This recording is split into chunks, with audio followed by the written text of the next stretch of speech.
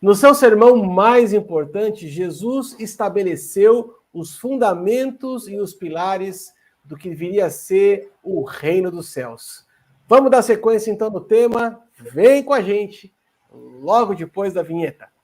Os Paroleiros, um jeito simples e divertido de conversar sobre verdades bíblicas. Vambora, que hoje é dia de parola! Muito bom, pessoal! Estamos de volta mais uma vez para mais uma roda de parola inédita. Parola de número 129, a segunda, dentro do tema Sermão do Monte, que é o seguinte: o tema do Sermão do Monte não tem data para acabar. Nós começamos, mas não tem data para acabar, né, meninos? E aí, 04, e aí, mente brilhante, prontos para mais uma roda de parola? Bora lá! Vamos nessa. Afinal de contas, hoje nós recebemos um grande livramento do Senhor. Aleluia! Você que está nos assistindo, você que está aqui nos ouvindo, graças a Deus, hoje tivemos o livramento. Você não terá hoje conosco um teólogo, mas teremos pessoas que caminham na liberdade do Espírito, que fluem, entendeu? Paulinho! Hoje tem versão de Bíblia! Eita, nós! Hoje tem versão de Bíblia. Xandão, só de curiosidade aí, eu tenho certeza que você está com uma Bíblia aberta aí, perto de você, que você é um cara que gosta de Bíblia de papel, né? Hoje, ó, predominando... King James, isso aí. É uma King James? É uma King James. Olha, o rei Tiago, hein? Para ser sincero, é a versão que eu mais gosto, né?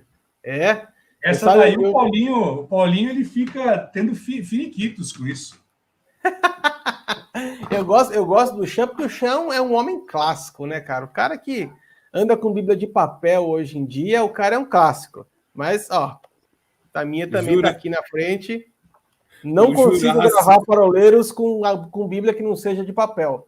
O Wilson, eu sei que tem pelo menos 4 telas na frente dele, assim, ó, cada uma com uma versão diferente. Depois, você podia fazer um making off para jogar lá no TikTok, nossa, mostrando como é que é o seu set de gravação aí, né? Vamos fazer isso. Agora que eu tô já expandindo essa parte aí de blogueirinho, vamos fazer isso daí. Então vamos lá, galera. Como eu estava dizendo, parola de número 129, a segunda dentro do tema Sermão do Monte. Na semana passada, nós iniciamos esse tema fazendo uma pergunta que ecoou nos últimos 7 dias em todas as redes sociais, gente parando a gente na rua, na fila da padaria. O Xandão, eu sei que enquanto caminhava na Engenheiro, os carros passavam e buzinavam, baixando o vidro e gritavam: mas por que no monte, Xandão?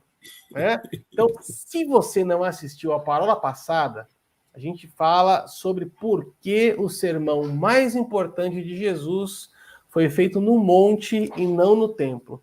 Uma parola, como diria o oráculo, impecável para você estar acompanhando. Então, nós vamos dar início agora nessa parola nova e nas próximas 3 ou 4, acredito que mais 4, nós vamos estar falando em detalhes a respeito das bem-aventuranças. Então, nós começamos na semana passada falando da primeira bem-aventurança, e aí eu quero pincelar de volta, porque isso é importante, né?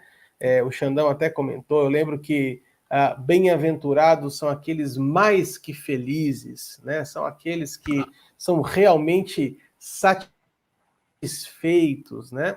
Então, Jesus aqui traz, na verdade, como se fosse um currículo, né, de requisitos, vamos dizer assim. Jesus faz um checklist de requisitos daquelas pessoas que seriam consideradas dignas de entrar no reino dos céus.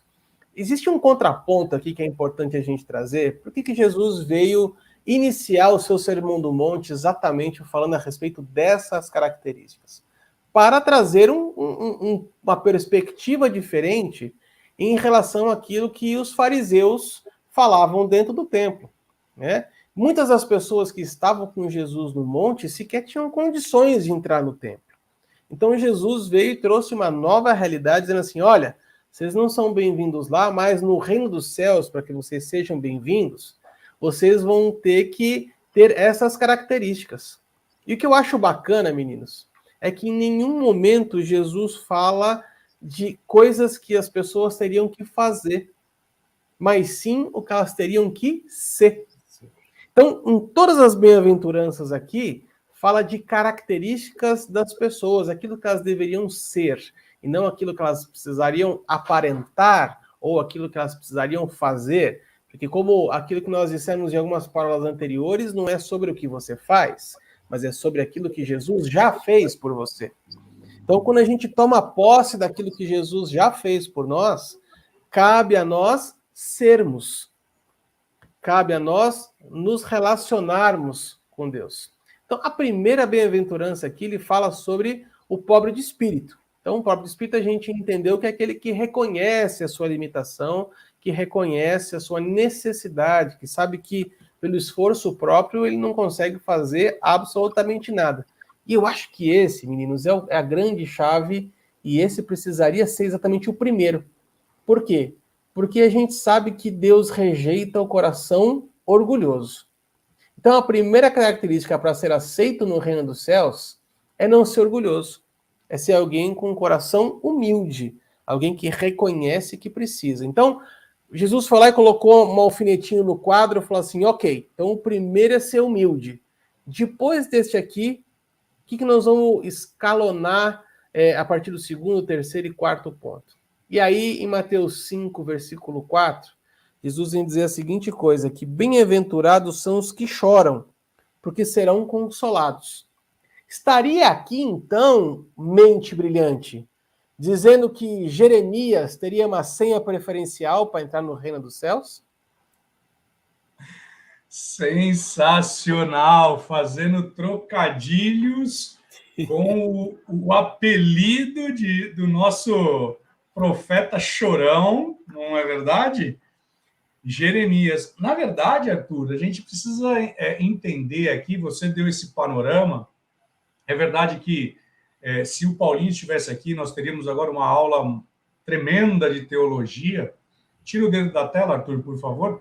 E aí, o que acontece? Nós temos que entender aqui o cenário que está acontecendo, né? Qual que é o cenário? Só fazendo um parênteses aqui, todas as vezes que nós vamos ler a Bíblia, a gente não pode simplesmente pegar o texto e falar, então tá isso aqui. A gente precisa entender o contexto escrito, né? Nós precisamos entender o contexto social, nós precisamos entender o contexto histórico, nós precisamos entender, por fato, aquilo que é espiritual. E quando Jesus ele surge no cenário profético, né? Paulo vai dizer que ele chega na plenitude dos tempos, isso dizendo que tudo aquilo convergiu a ele, por isso que ele chega nesse momento. Nós precisamos entender que o povo aqui, ele está experimentando uma pressão muito grande do Império Romano, né? Vamos lembrar aqui que o Império Romano ele está em grande avanço, né? Tanto que depois a igreja, nós temos tudo que acontece com Tito, Timóteo e tudo mais. E aí, existe um paralelismo aqui. Tanto que depois nós vamos ver que o que é dito, né? Que Timóteo, ele quer retroceder porque ele está vendo tudo aquilo que está acontecendo, ele fala, rapaz, eu sou jovenzinho, o que eu vou comprar essas brigas aqui? Estou fora, né?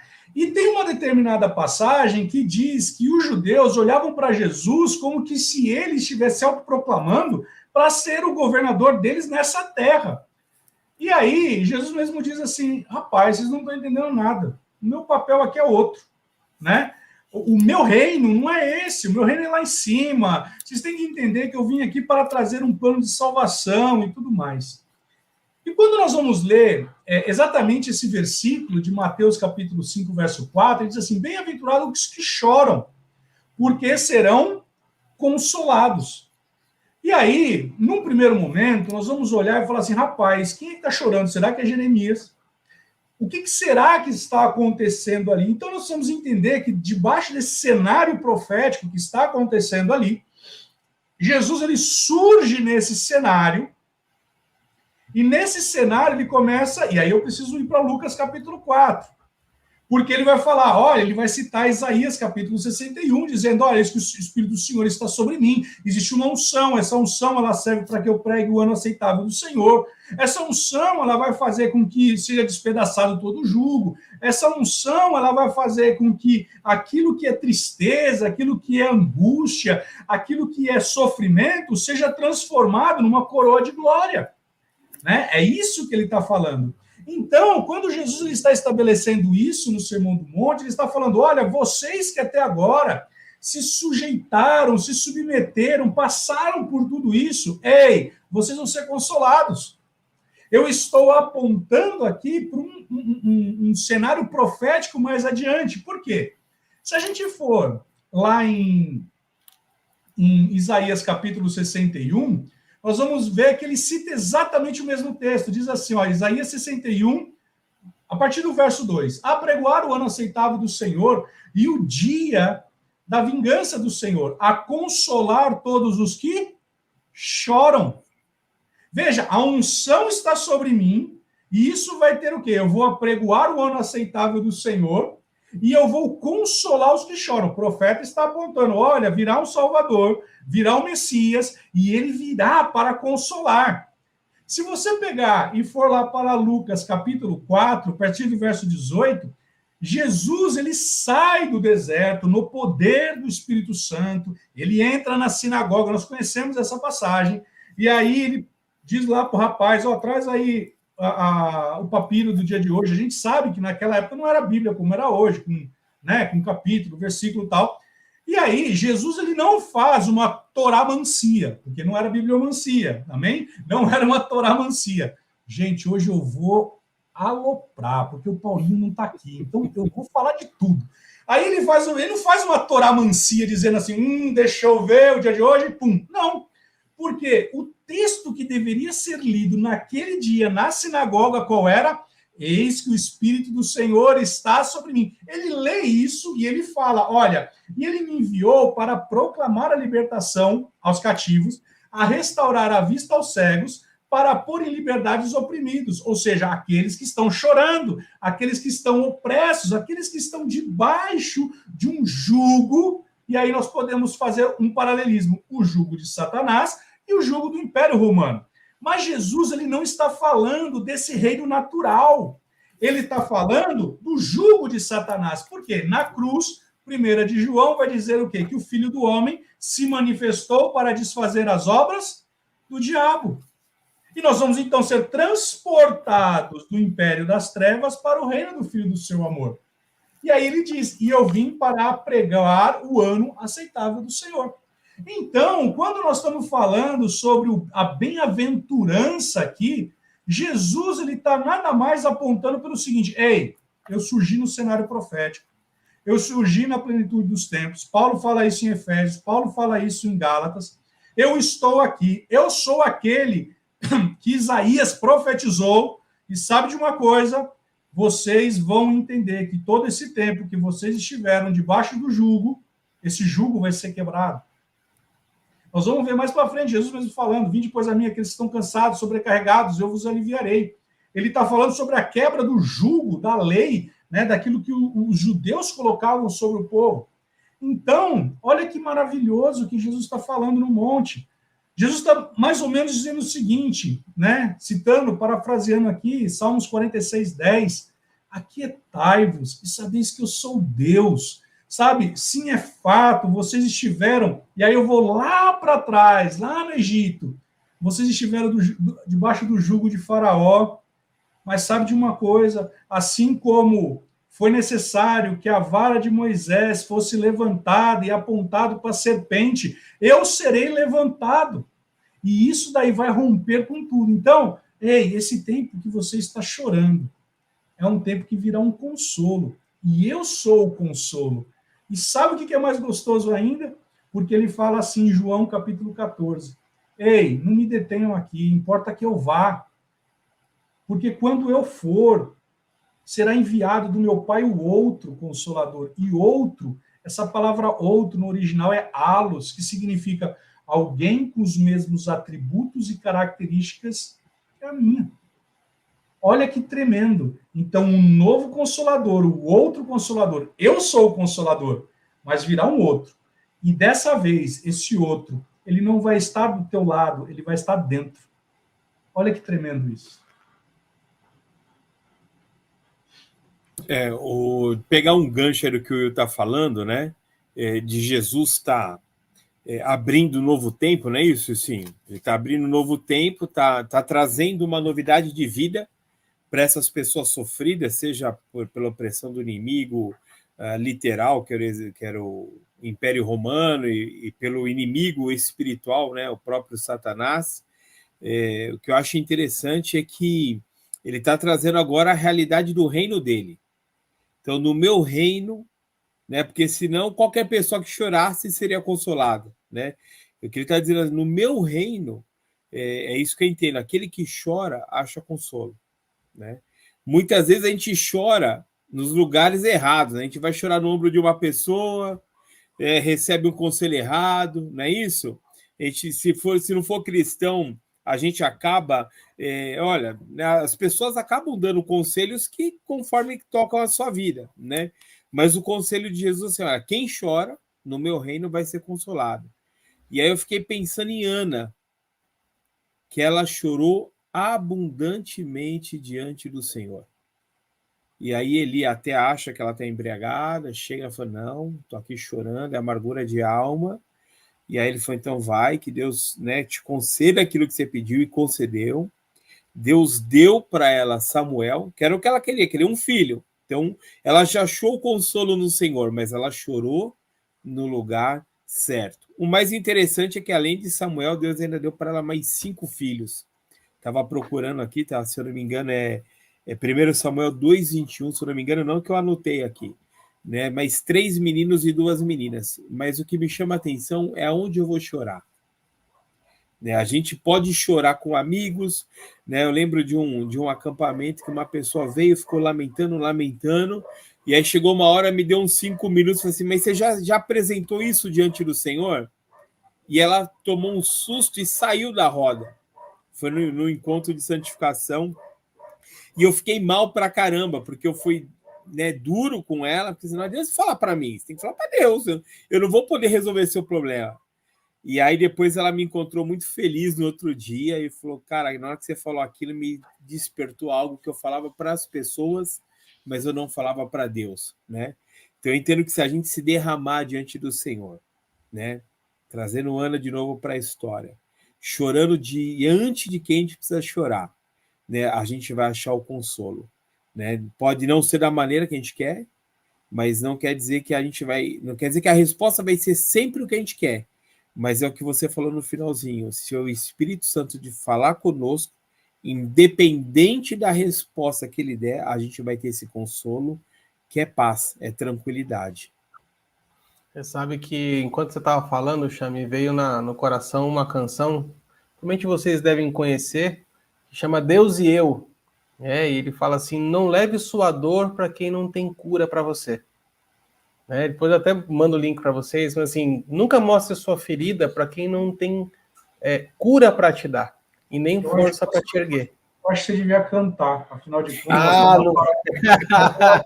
129, e você falou que você era do louvor, né, lá da igreja do Coral. Não, ele falou que era do louvor. Ele era do louvor. Eu era do louvor lá do Tucuruvi. Falou, inclusive, que gravou um CD, ganhou disco de platina e tal. Latino, é verdade. A música faz assim, a partir de hoje é Deus Não, era zoeira, e mais ninguém. Essa música é linda, cara. Mas enfim. Deve ser. Eu sei que o Paulinho não está aqui hoje, e essa função de trazer esse tesouro escondido, muitas vezes é dele.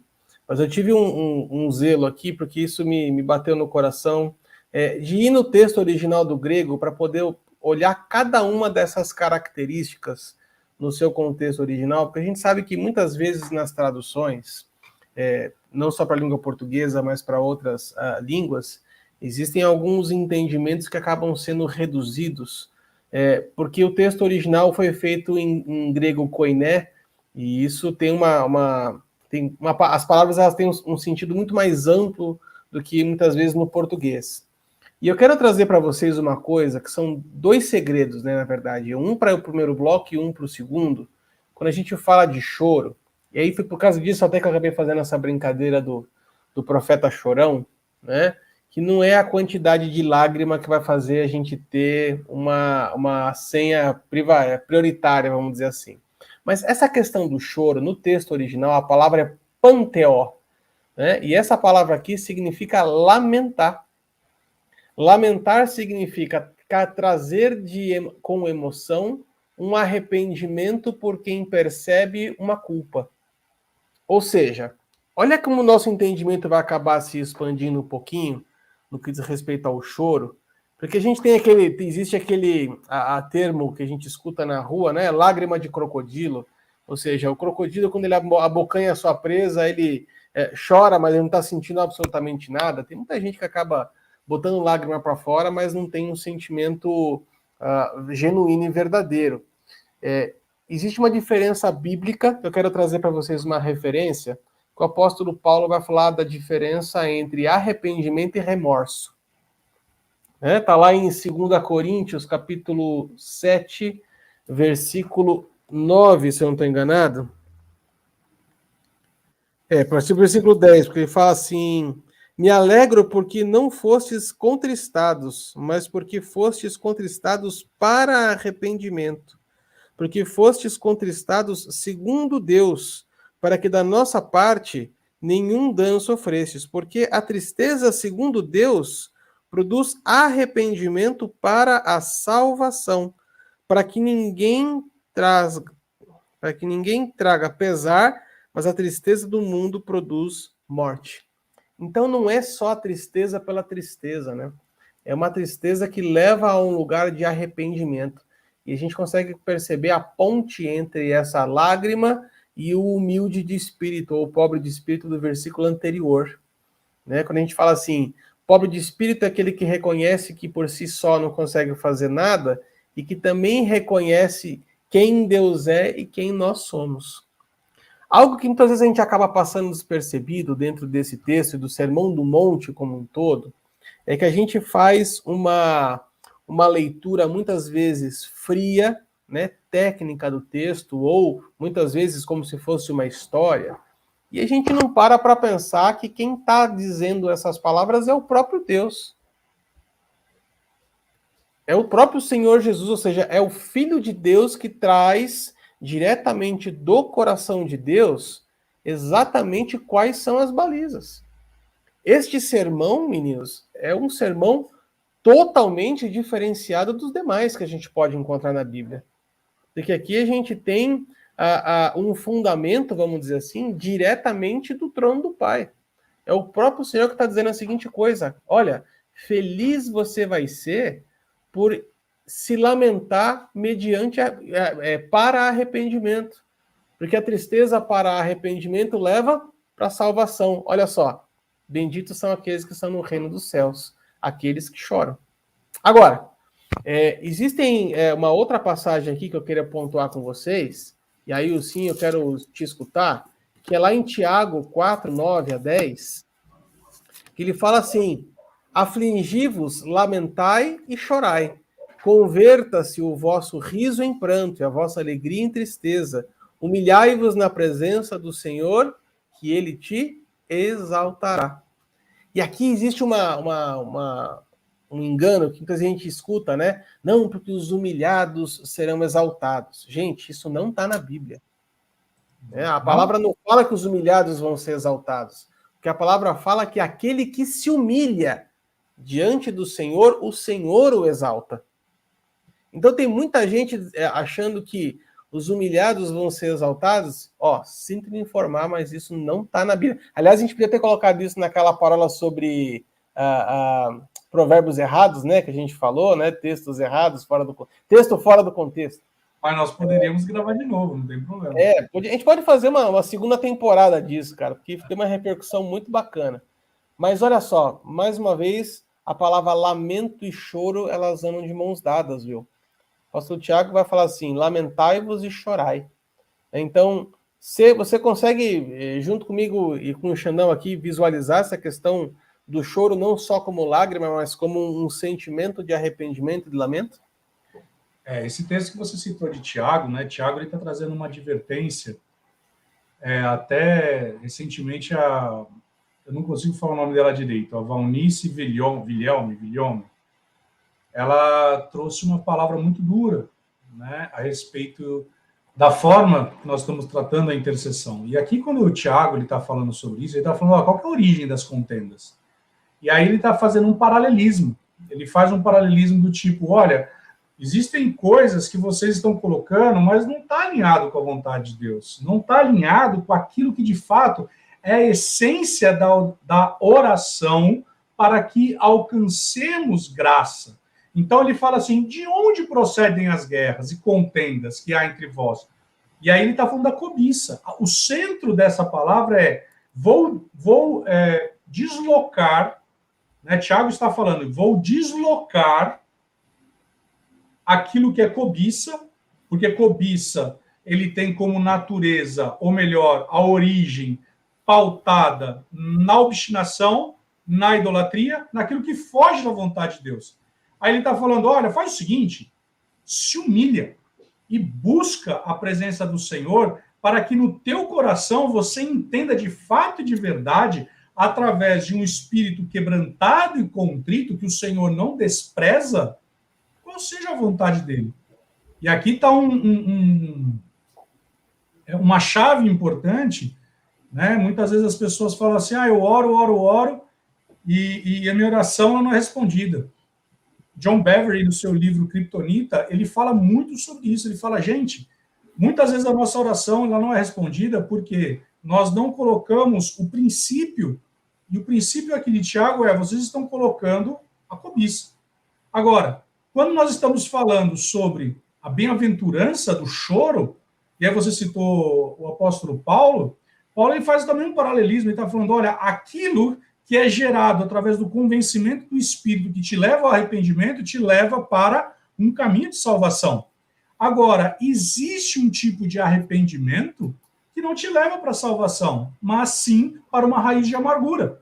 Então, veja que quando nós estamos falando a respeito desse texto de Tiago que você citou, ele fala, afligi-vos, chorai. Mas se você pegar o texto anterior, ele fala assim, olha, se sujeita a Deus, resiste ao diabo, e ele vai se chegar a você. Ou seja, tire do seu coração, se arrependa, se humilhe.